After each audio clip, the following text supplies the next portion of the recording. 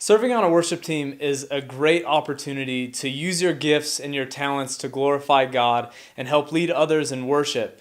But before we get on a worship team, we need to ask ourselves, are we actually ready to be on a worship team? And really, while you could ask yourself a lot of questions, there are really two main questions that you need to ask yourself. First off, how is your attitude? And second off, how is your musicianship? So I'm going to break both of these points down for you, and we're going to talk about just what both of those questions entail. When you think about it, worship in the context of a church is really musically driven, but you're only playing music for a very small fraction of your week. And your attitude you carry with you throughout your whole week. And so first and foremost, we want to look at how our attitude is and really what our intentions are for being on the stage. If your intentions for getting on a worship team is to showcase your talent or be elevated on a stage and have that feeling, you probably need to check your attitude, because that's really not the right heart at which you should be on a worship team. One of the main things that we can see from Jesus' life is that he was a leader through being a servant. And that has to be our attitude on a worship team. And what that really boils down to is we need to have humility in our life. Philippians 2 verse 3 says, "Don't be selfish, don't try to impress others, be humble, thinking of others as better than yourselves." There really is nothing more detrimental to a worship team than someone who has a bad attitude or a self-serving attitude.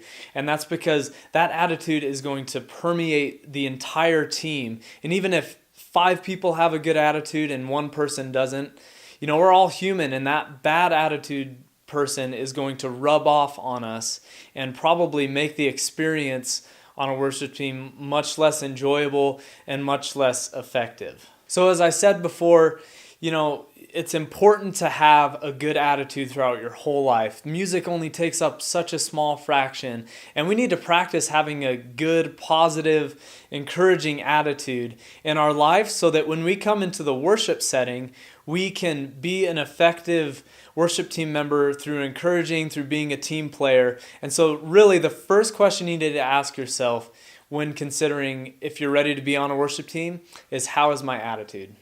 Now, the second question you need to ask yourself is, how is my musicianship? It's not just enough to have a good attitude. You also need to be proficient in whatever you are playing, whatever instrument, whether you're playing the guitar, whether you're singing, playing the drums, whatever it is, you need to be proficient enough to be on a worship team. And I like to think of it like this. While the attitude is the most important thing, your musicianship is almost just as important. So if the attitude is like 51% of what it takes to be on a team, your musicianship is the other 49%.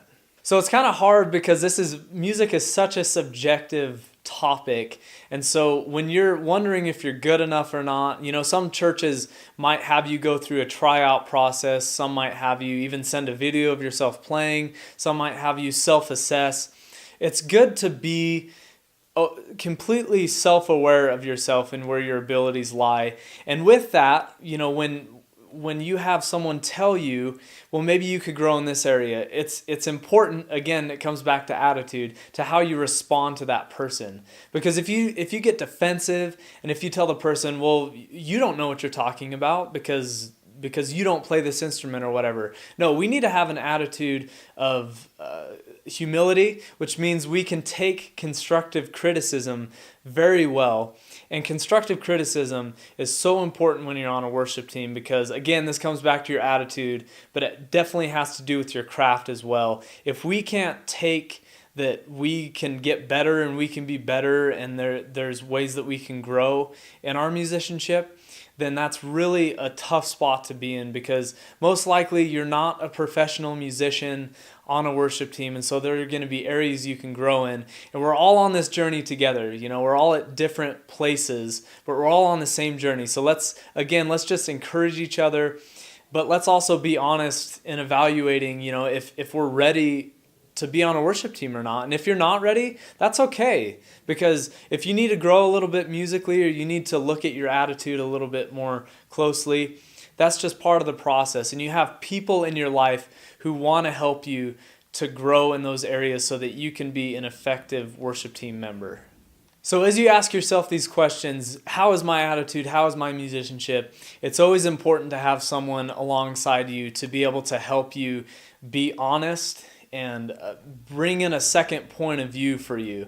So as you're contemplating being on a worship team, really look introspectively for yourself these two questions, but also have someone with you along the way.